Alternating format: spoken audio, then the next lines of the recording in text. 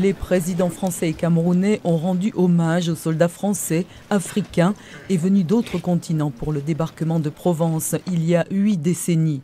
Emmanuel Macron a souligné que de nombreux tirailleurs africains, antillais, marsouins du Pacifique, safis et goumiers n'avaient jamais foulé le sol de la métropole avant de participer à la libération de la France.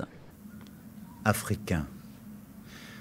Ces soldats français d'Afrique, dont certains des vétérans se tiennent devant nous et devant lesquels je m'incline.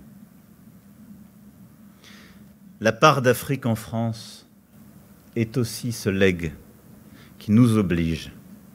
Il n'y aurait pas eu de victoire alliée sans les étrangers. Les tirailleurs d'Afrique, a déclaré pour sa part Paul Biya à la nécropole internationale de Boulouris-sur-Mer, soulignant que cette lutte a été menée ensemble pour défendre les valeurs et idéaux universels de paix et de justice. Partout où les combats les ont menés, ces valeureux soldats venus d'Afrique occidentale ou de l'Afrique équatoriale, de Madagascar ou de l'océan Indien, se sont magnifiquement illustrés. Ils ont, en revanche, payé un très lourd tribut pour la victoire.